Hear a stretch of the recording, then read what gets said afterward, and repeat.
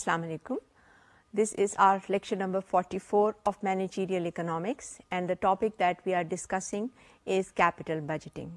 In our previous lecture, we have defined capital budgeting, and we have also discussed in detail the capital budgeting process. Then we also have considered various techniques, that is net present value NPV, payback period, profitability index PI, internal rate of return IRR, and we have compared these different investment making decision criteria, and we have considered their criteria in length. The criteria for NPV, as we know, is that the projects which are which have NPV which is greater than 0, that is positive NPV, they are accepted by the firm. And similarly, we have said that for profitability index, the decision and acceptance criteria was that profitability index is greater than 1. And for IRR, we have said that the accept or reject criterion is that IRR is greater than the discount rate which is being used, that is K. In case of NPV, we have said that NPV is positive. When NPV is positive, the project should be accepted because it adds to the value of the firm. And when NPV is negative, then the project should be rejected because it will reduce the value of the firm. As far as the NPV for the projects where NPV is equal to 0, the firm is indifferent to pursue these types of projects because they are neither going to add or subtract from the value of the firm. Similarly, we have given the different criteria for acceptance and the rejection of the projects that the firm is considering. We have also seen that for most of the cases, that is especially when the projects are independent, these criteria, that is these different criteria used by the firm, the techniques, that is IRR, NPV and profitability index, especially the comparison between IRR and NPV. We have observed that these acceptance or rejection criteria for different projects are consistent. They are fairly consistent, especially for the independent projects. By the independent projects, we mean that the projects, if the firm is considering various projects, let's say 2 or more projects, and it want to simultaneously implement those projects, then the firm has to decide, that is the selection of one project and the implementation of the other project. These will not affect each other. So that is why we call these projects. This, in other words, means that these 2 projects can be undertaken and implemented simultaneously. That is why we call them independent projects. There is a possibility that the 2 projects are not independent, in the sense that if one project is selected and implemented, the other cannot be selected. We can give example for it. Consider a firm that is going to decide about installing a new machine. And there are 2 types of machines A and machine B. अब दोनों firms में से किसी एक firm के उसके पास sales representative दोनों के पहुंच जाते हैं और उसको या तो मशीन A जो है वो इंस्टॉल करनी है या मशीन B इंस्टॉल करनी है. Obviously, the firm is not going to install both of these machines. So in this case, this is an example of mutually exclusive projects. That is, if one project is undertaken, the other cannot be undertaken. इस case में firm जो है उसको decide करना होगा कि कौन सा प्रोजेक्ट जो है दूसरे प्रोजेक्ट पे उसको वो प्रेफरेंस देगा. This will depend on 2 things. One is that the firm has ample resources for it, that is the resources or funds are not limited, and the other thing is that these projects, they have passed the test of IRR or NPV. जो हमारा rejection और acceptance का criteria है इन projects ने उसको पास किया है. In case of NPV, the NPV of these 2 projects that should be greater than 0, that is positive NPV. और अगर हम IRR को यूज़ कर रहे हैं, in that case IRR should be greater than the discount rate K or equal to K. Only then one of these projects will be selected. अब इसमें problem ये है कि यहाँ पे अगर दोनों प्रोजेक्ट्स जो हैं they are passing this test of NPV and both IRR, but the results which are obtained, they are conflicting. In that case, the firm has to rank these projects, that is the दोनों जो criteria हैं उनको firm देखेगी कि NPV उसका क्या है और उसका आईआरआर दोनों प्रोजेक्ट्स का क्या है, और इनको कंपेयर करेगी और इस तरह से जो है रैंकिंग इसमें आ जाएगी कि कौन सा प्रोजेक्ट जो है वो ज़्यादा अट्रैक्टिव है और ज़्यादा जो है वो प्रॉफिटेबल है। इसके लिए जो हम एग्जाम्पल अभी यूज़ कर रहे थे तो इसको आप स्लाइड पे देख सकते हैं। इसके लिए हमने ये एग्जाम्पल जो है वो आप देख सकते हैं that the firm has to select either machine A which we are calling project A and or project B, and we can see that the initial cost of project A is higher, that is it is $1,500, while that of B is $1,000.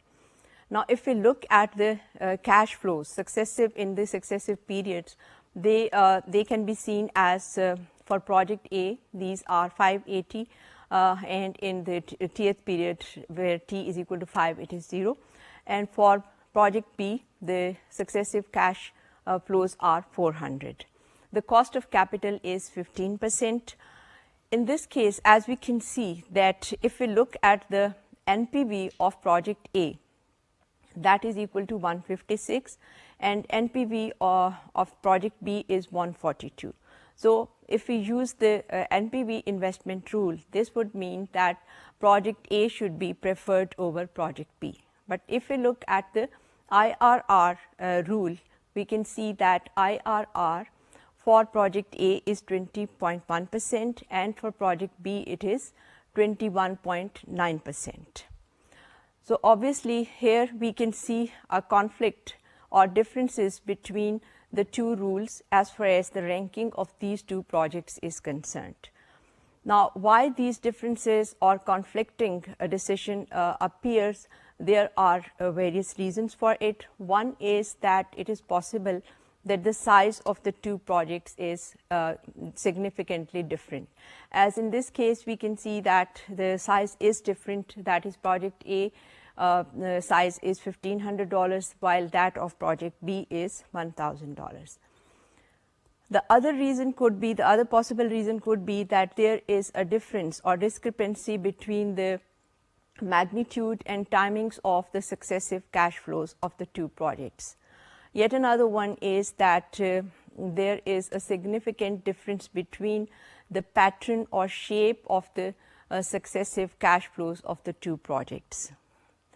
Due to any one of these reasons or a combination of these reasons, the firms has to face a difference between the ranking or difference between the project ranking as far as these two techniques are concerned.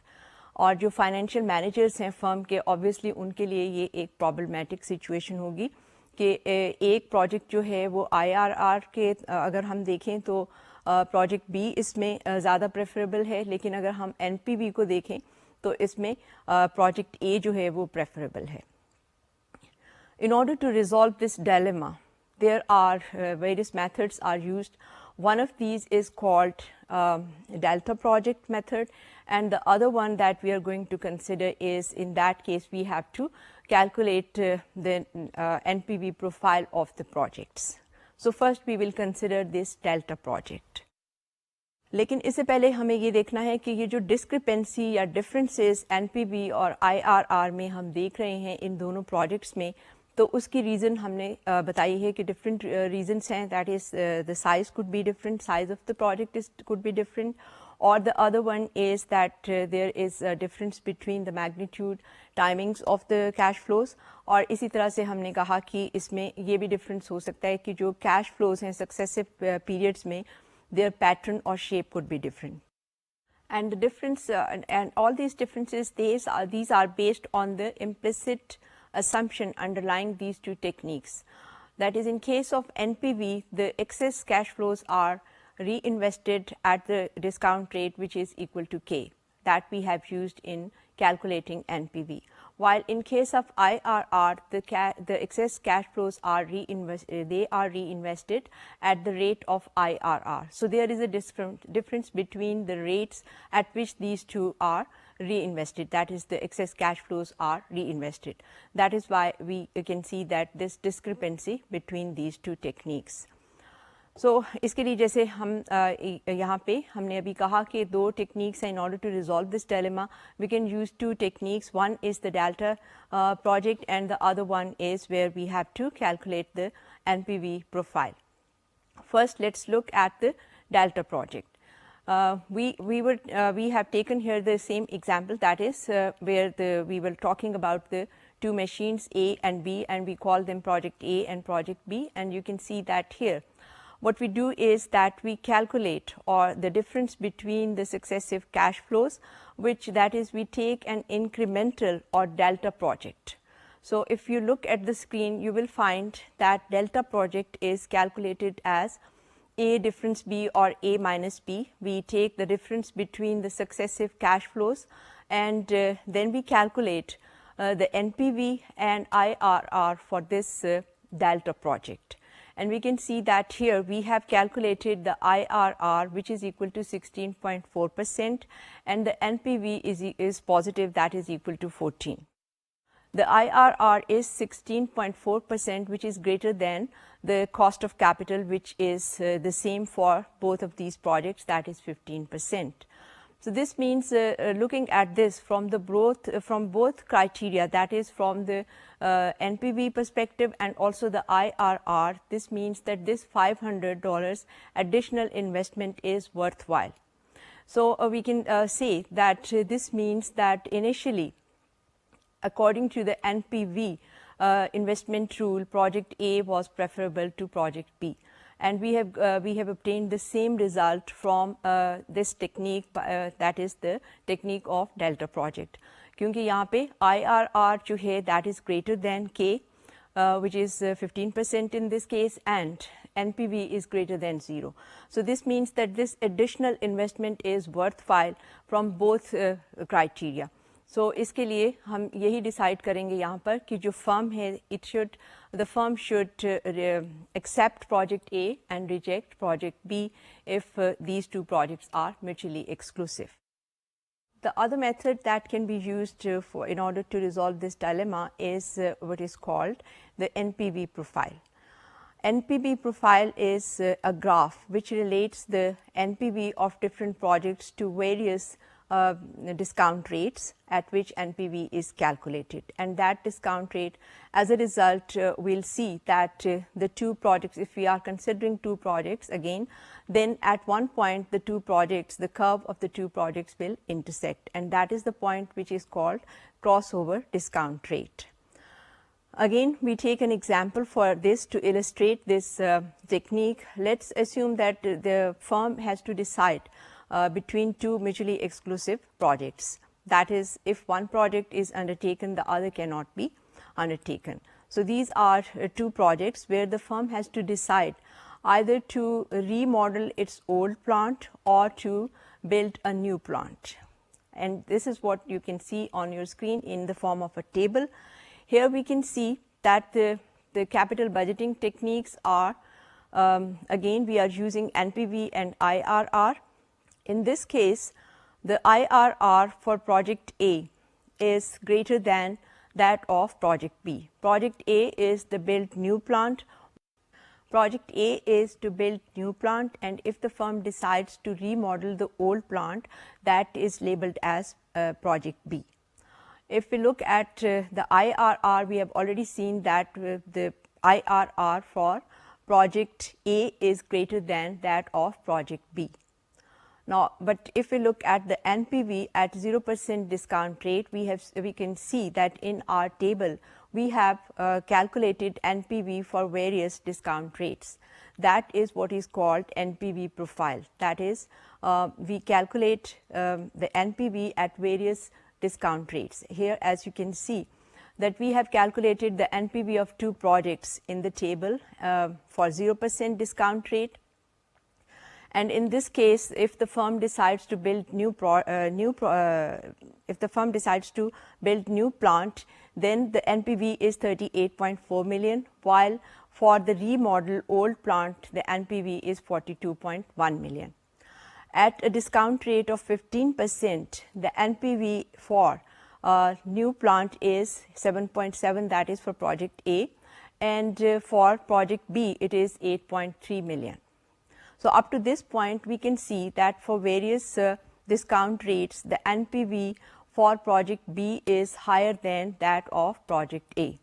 So according to NPV, the firm should go for the firm should decide to remodel, or usko project जो है it should accept the project B in this case, that is it must remodel its old plant instead of building new plant.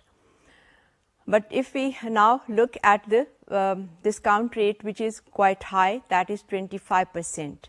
At this rate you can see in the table that for project A NPV is 0.99 million, while for project B the NPV is lower, that is 0.03 million. So here we can see that the problem of rank reversal. Previously at the lower discount rates up to 15%, we have seen that NPV for project A is lower than that of project B. So according to that, firm should select or accept project B and reject project A, because these two are mutually exclusive projects. Now if we look at the table, and at a higher rate, that is equal to 25% discount rate, the NPV for the project A is higher than the project B. So this creates the problem of rank reversal. अभी जब हमने पहले बात की तो उसमें इसका rank जो था project B का रैंक वो ज़्यादा था A से, looking at the NPV, while now we are saying that the NPV is higher for project A than for project B. So that creates the rank reversal problem here. If we look at the bottom of the table, we can see that crossover discount rate is given, which is equal to 18.08%, and at that rate the NPV is the same or exactly identical for the two projects, which is equal to 4.7 million. Now based on this table, we have drawn a diagram which you can see in the next slide. In this slide, we have drawn the NPV profiles of both the project. Along x-axis we are measuring interest rate, and along y-axis we are measuring NPV at different discount rates. Here you can see there are two curves presenting the NPV profiles of both projects. Project A, for project A you can see that the relatively thick line is presenting project A, and the IRR of project A is 25.05%, while the IRR of project B is 23.5%. The NPV for project A is the NPV of project A is 38.4 million, while that of project B is 42.1 million at a 0% discount rate. So जैसे कि हमने table में देखा, we have seen that here these two techniques are giving us conflicting decisions or conflicting results. So that if a manager has to decide which project is to be undertaken, he will not be able to do it unless and until some technique is used to resolve this dilemma. Now if we look at the two NPV profiles of the projects, we can see that at various rates, as we have seen in tables, in the table, that at 15% and from 0% to, that is from the lower discount rates 0% up to the crossover discount rate, which is equal to 18.08%, NPV for project A is it is lower than the that of project B. The NPV projects, the NPV profile of the two projects that are presented by two different curves, we can see that they intersect at one point, and that point is called the crossover discount rate. This is the discount rate where the NPV of both the project is exactly the same, and in this case it is equal to $4.7 million. So we can see here that after that point, that is after the crossover discount rate, the ranking of the two projects is reversed. Previously we have said that according to the NPV rule, the firm should select or firm should accept project B, that is to remodel its old plant instead of building new plant. But after this crossover discount rate, we can see that from 18.08% to the higher rates up to the 25%, we have seen that the ranking of the two projects is reversed. That is now, according to the NPV rule, the project the project of, that is building new plant, that should be preferred over the remodeling of the old plant. So ये problem जो है ये काफ़ी इसमें हम कह सकते हैं कि this is a serious conflicting problem between the two techniques, that is IRR and NPV. So using this technique, that is the NPV profile, here we can see that the ranking is reversed as far as these two projects are concerned.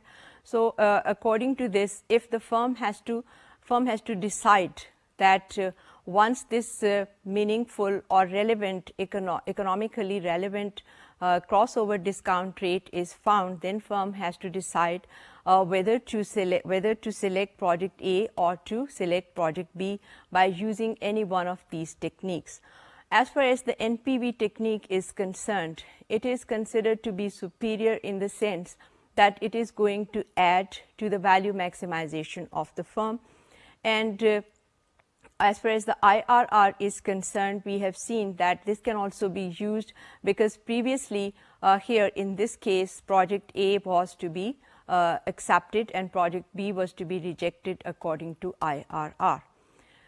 We have earlier we have seen that for all of these methods, that is IRR, NPV and profitability index, we have seen that all these methods, they take care of the time value of money and also they care of the value maximization, especially the NPV is its focus is on the value maximization of the stockholders.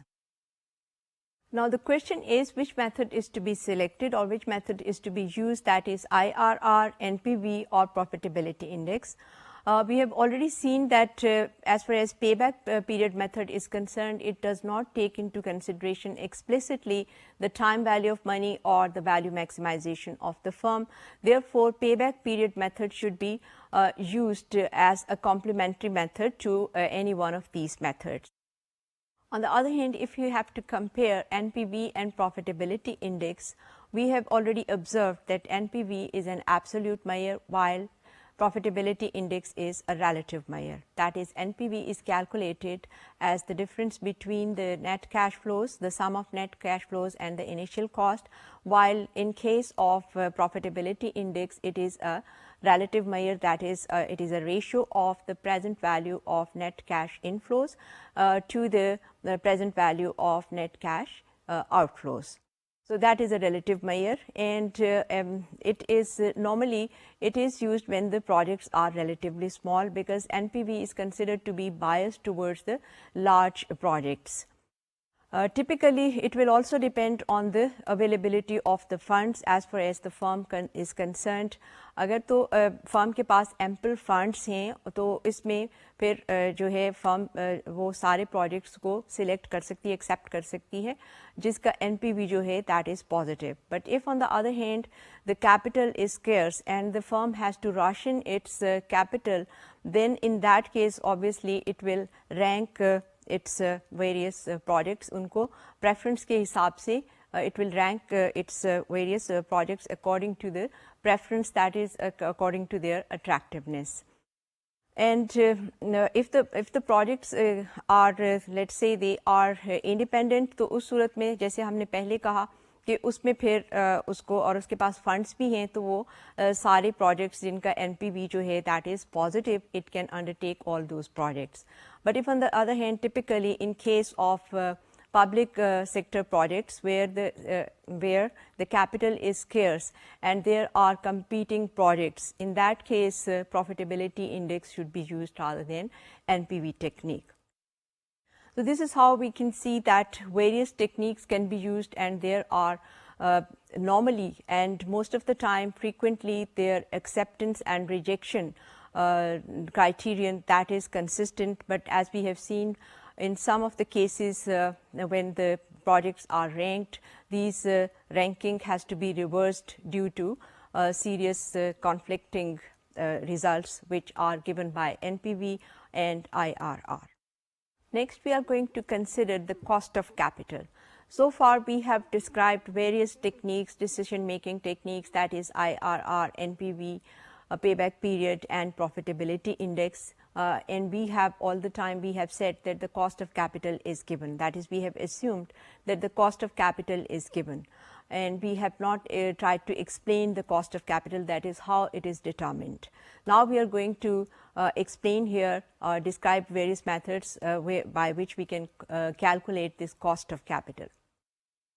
Cost of capital, as we are all aware, obviously if the firm is undertaking an investment project, then it has to finance its project. In order to finance the project, there are various sources of financing. There is debt, that is short term debt or long term debt, then there is equity. If the firm retain its earnings, that is it does not distribute all of its profits as dividends to the shareholders, then it becomes its equity. And then the firm can also issue new shares or it can sell its stocks. So these are various methods of cost of capital, that is for all these financing methods the firm has to pay a price, and obviously it is the cost of the financing. So various methods are the firm can either borrow or it can sell its stocks or it can use its equity which it has retained in the form of undistributed profits to the shareholders. Once these all types of costs are identified, then these are combined in order to calculate the average cost of capital which the firm raises for its projects. And it is and the firm has to maintain a balance between the cost of debt and the cost of the capital cost of equity. As far as the calculation of cost of debt is concerned, that is fairly straightforward, because the firm has to do is to pay the interest rate for borrowing. But as far as the equity is concerned, to calculate the cost of equity capital is not easy. It is quite difficult, and for this there are various methods that are used. We are going to describe here three of these methods, that is, one is risk-free rate plus premium, number two is dividend valuation model, and number three is capital asset pricing model. First of all, we will examine the cost of debt, which we have already said that it is fairly simple, because all the firms has to do is to give the interest rate to the lenders, that is the minimum acceptable rate to the lenders for not using their capital. You can see the formula on your screen here. The cost of debt is calculated as KD is equal to R times 1 minus T, where R is the interest rate, T is the marginal tax rate, and KD is the after tax cost of debt. Since the cost of debt, that is the interest rate, it is tax deductible, therefore the actual cost to the firm of borrowing from the market, it is equal to KD, which is the after tax cost of debt, and this is calculated as R times, where R is the interest rate, multiplied by 1 minus T, where T is the marginal tax rate. Assuming that the firm borrows at the rate of 12.5% and its marginal tax rate is 40%, that is in substituting this into the formula, we can calculate the cost of debt, which is equal to 12.5% times 1 minus 0.40, and this is equal to 7.5%. So it is fairly straightforward that the firm has to all the firm has to calculate here is the interest rate, which is tax deductible. As far as the interest rate itself is concerned, which interest rate we are talking about, we are actually referring to the current interest rate. If the firm has already borrowed and there is an outstanding amount of debt against the firm, we are not talking about that previous outstanding amount or the previous interest rate that the firm is already paying. If the firm is going to borrow today, then it has to pay the current interest rate which is prevailing in the market. Now, coming to the cost of equity capital, as we have said earlier, that it's not easy to calculate, and there is a large body of literature for the calculation of the cost of equity capital, and we are going to mention here 3 of these methods which are used to calculate this cost of equity capital. First of all, as I have explained earlier, that we are going to mention here or describe briefly 3 methods. One is the risk-free rate plus premium, and 2 the dividend valuation model. 3 is the capital asset pricing model. Now, let's first examine the first one, that is a risk-free rate plus premium. You can see its formula on screen, which is equal to KE, that is the cost of equity capital, which is equal to RF, that is risk-free rate, plus RP, that is risk premium. In this method, we are using 2 components, that is the risk-free rate plus the risk premium. As far as the risk-free rate is concerned, this is here we are referring to the investment or the government securities. In this case, we are saying that the risk, we are considering it as risk-free rate. Why? Because there is no risk involved here. That is, there is no uncertainty as far as the repayment of the interest and principal of the project of the investment is concerned. So that is why here we are considering risk-free rate if the firm is purchasing securities from government. But if on the other hand it is selling its stocks or purchasing it's selling its stocks to the common market in the that is in the market, then there is a risk is involved here. As far as this risk premium is concerned, it has further 2 components, that is P1 and P2, and when we add these 2 components we get RP, that is the risk premium. Here in this formula we can see that RF stands for risk free rate of return, RP is the risk premium, and P1 is the additional risk of firm's debt, P2 is the additional risk of firm's equities.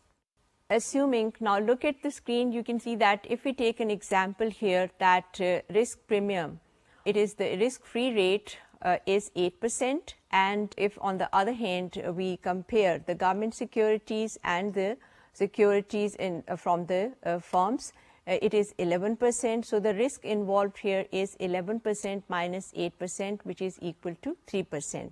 And as far as P2 is concerned, it is usually assumed to be equal to 4 percentage point. So, adding these two, that is 3% plus 4%, it is equal to 7%. This in other words means that the firm's cost of equity capital is KE is equal to RF plus RP, where RP has already been calculated and it is equal to 7%. So, adding it to RF, which is equal to 8%, we get 15%. So, that the firm's cost of equity capital in this example is equal to 15%. Next, we use the second method, which we have mentioned as dividend valuation model. If we assume that the dividend of the firm, it is constant over the periods and it is given indefinitely, then we can see that the price of the stock, it can be expressed as P is equal to D by KE, where D is the dividend and P is the price of the stock and KE is the cost of equity capital, which can also be expressed as KE equal to D divided by P, where K is, that is, we have solved for KE and this can be expressed as D divided by P. If on the other hand it is assumed that the dividend will grow at a constant rate and that rate is presented by G, then we can express it as KE equal to D by P multiplied by G, where G is the rate of growth of dividend. In order to illustrate it, let's take an example, and you can see this example on screen. For example, if the firm pays a dividend of 20% for a share and its price, the price of the share is $200, and the growth rate of dividend payment is expected to be 5% per year, the cost of equity capital for this firm is, that is KE is equal to $20 divided by $200, where 20 is D and $200 is the price of the share. This is to be and it is added here plus 0.05. That is, we have said that the rate of growth of dividend, which is a constant rate, it is equal to 5%, so that it is equal to 0.05, and adding these two we get 0.10 plus 0.05, and that is equal to 0.15, or in percentage form it is equal to 15%. The next method that we can use to calculate the cost of equity capital, that is called capital asset pricing model, as and its formula can be seen on the screen. This is equal to KE is equal to RF plus beta times KM minus RF, where RF stands for, it is the risk-free rate of return, beta is the beta coefficient, and Km is equal to the average rate of return on all shares of common stocks. In this case, there are two differentials between the risks, that is the risk that is involved in purchasing from the government and the firm, and the other risk which is involved from purchasing from the firm itself or the average common stock from all the firms. That is a broad-based investment portfolio, that is the market investment portfolio. So these differentials are, as far as beta is concerned, it is calculated by using the regression analysis. If beta is equal to 1, that would imply that the risk that is involved in holding the stock of the firm and the stock of the average common stock of the firms, that is equivalent, that is it is the same as far as the risk is concerned. If on the other hand the value of beta is equal to 2, in that case holding the firm's common stock is twice as risky as that of holding the average common stock of all firms. On the other hand, if the value of beta is 0.5, then the holding the stock of the common stock of the firm, it is half as risky as that of the average common stock of all firms. Here we have taken an example, and this is what you can see on your screen, that suppose that the risk-free rate is 8%, the average return on common stock Km is 15%, and the beta coefficient for the firm is 1. That is the cost of equity capital to the firm, KE is then, it can be calculated as KE equal to RF, which is 8%, and in this case since beta is equal to 1, so 1 multiplied by Km, that is 15%, minus RF, which is risk-free rate, that is 8%, and when we simplify this we get 15%. In this case, as you can see that we have already calculated the cost of equity capital, which was in our previous technique that we have used here, that we have mentioned here, that is the dividend valuation model. There too we have calculated the same cost of equity capital, that is 15%, but this is something which rarely happens. Normally it is if we use different techniques to calculate the cost of equity capital, somewhat different results are obtained. और इसके लिए फिर इनका जो है इनमें भी अगर हम एक से ज़्यादा मेथड्स यूज़ कर रहे हैं तो फर्म जो है उसका decision that will depend on the consensus of the various method that has been used. Continuing with the same example, if since beta, we have already said that beta is equal to 1, which indicated that the stock of this firm is as risky as the average stock of all firms, so that the equity cost of capital to the firm was 15%. That is the same as the average return on all stocks. But if on the other hand beta is, let's say, equal to 1.5 for the firm, so that the risk involved in holding the stock of the firm is 1.5 times higher or larger than the risk on the average stock. The cost of equity capital to the firm would be, in that case, KE is equal to 8%, that is plus 1.5 times 15% minus 8%. And when we simplify this, we get 18.5%. Since we are saying that the value of beta is 1.5%, so in this case, the holding the stock of this firm is more risky. If on the other hand, the value of beta is 0.5, then in that case we can see that we can calculate the cost of equity capital, which is lower, that is 11.5%. So we have compared these three methods briefly here, that is how to calculate the cost of equity capital. As far as the two main components of the cost of capital are concerned, they are debt and equity. The firm maintains this debt equity ratio or mix in the real world. That is, it depends on the nature of the business, of their business, and also the risk preference of different firms. For instance, utility firms, that is the public utility firms, they can maintain a ratio of 60 to 40, that is 60 debt and 40 equity. On the other hand, automobile manufacturers, they can maintain this ratio of that is debt 30% and equity 70%. As we have here seen that the cost of debt, as far as the cost of debt is concerned, since it is tax deductible, therefore the cost of borrowing is lower than cost of equity. But in the long run, इसमें ये है कि अगर firm जो है वो ज़्यादा rely करे डेट के ऊपर, तो उसमें फिर प्रॉब्लम्स हैं, in the sense that the firm has to pay regularly both the interest and the principal amount before paying the dividends. So इस सेंस में जो इसका डिडक्टेबल है, टैक्स डिडक्टेबल है और इसकी कॉस्ट लोअर है, but firm has to consider this that if in due to some unexpected economic conditions, the firm might not be able to pay its interest rates and its principal for the debt. तो इस तरह से इसी वजह से the firm जो firm है उसको ये जो मिक्स है, that is debt equity ratio, इसको मेंटेन करना पड़ता है.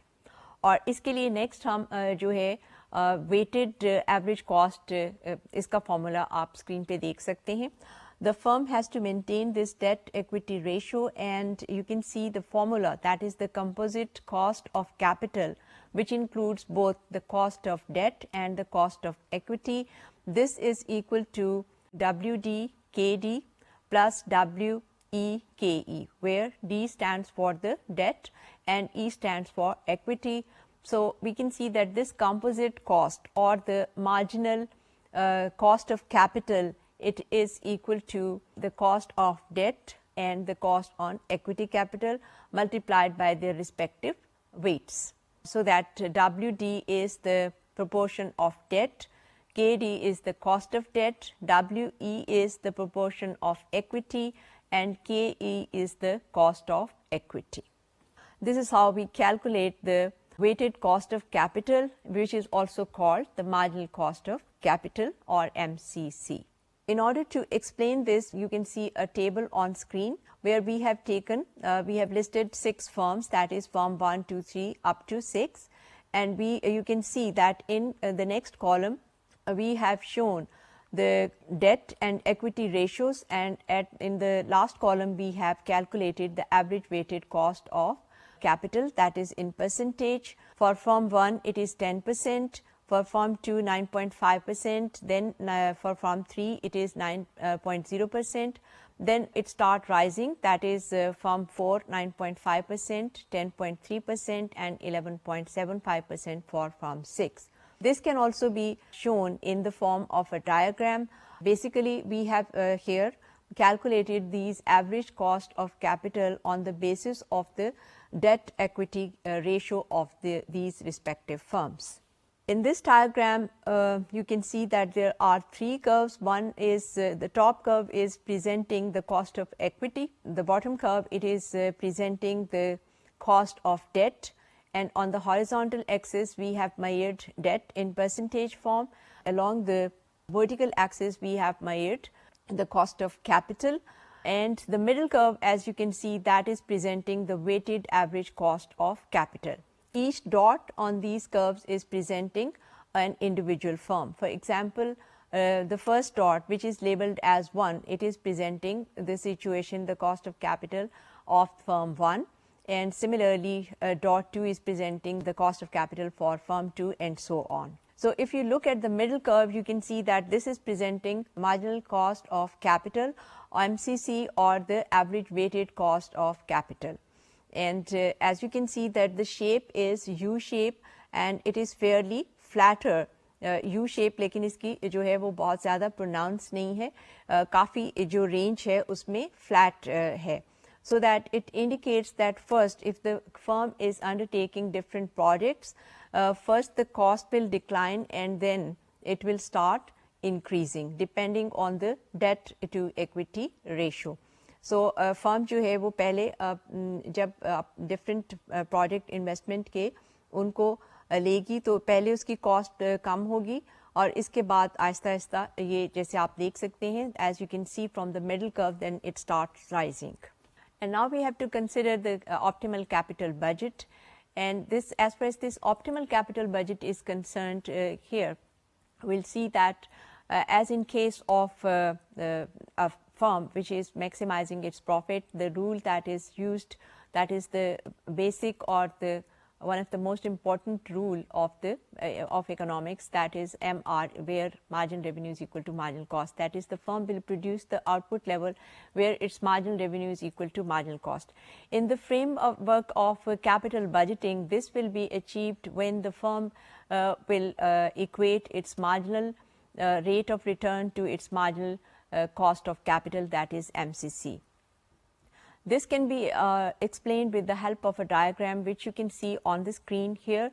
On screen you can see that on the horizontal axis we have presented, we have plotted the investment in terms of dollars, and along y-axis the rate of return, both the rate of return and the interest rate, they are measured. If we look at this diagram, we can see that the shaded, here we have listed different projects, that is A, B, C up to project E. If you look at these, if you look at this diagram, you can see that there are three bars or boxes which are shaded, that is A, B, C, and these are all presenting different projects. The shaded projects are those projects for which we can see that the marginal cost of capital is lower than the rate of return. As we can see from, as far as project A is concerned, we can see that its expected rate of return is 18%, while the cost at this the cost of capital for this project is only 10%. Similarly, if we compare the rate of return of the other projects with the marginal marginal cost of capital, we'll see that for A, B, C it is lower, while for the non-shaded projects it is the marginal cost of capital is higher, so that these projects will be rejected. So in this case the firm will accept project A, B and C, while reject the other two, that is D and E. The length of these projects, it is presenting the presenting the rate of return or IRR, and the width of each of these bar or box is presenting the size of the investment project. Now we look at the second diagram, where we have drawn the same diagram in the upper panel, and in the lower panel you can see that the same diagram. In the lower panel we can see that we have drawn the marginal cost of capital with IRR. If we look at the lower panel of the diagram, we can see that the firm has to invest B asterisk dollars. So that this means in other words that firm has to accept all those projects for which IRR is greater than the discount rate, that is the marginal cost of capital, and this is the area and this is the point of intersection of marginal cost of capital and IRR, and here we can see that firm has to invest B asterisk dollars. As we can see that marginal cost of capital, it is fairly horizontal, that is 10%, and then it start rising, and it intersects IRR, that is the marginal project. In this case is project D, for which IRR and marginal cost of capital are equal. This is very similar to the condition that where marginal revenue is equal to marginal cost. So, in this case the firm has accepted all those projects for which IRR is greater than marginal cost of capital. In other words, IRR is greater than K, and PB is positive, and profitability index is greater than 1.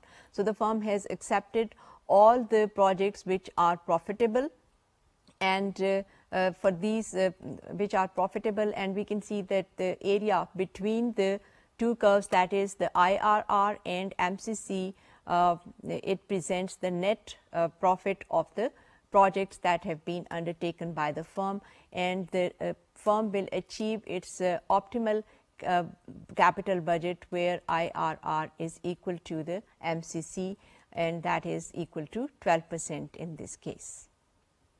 With that, we come to an end of this session. Thank you. Khuda Hafiz.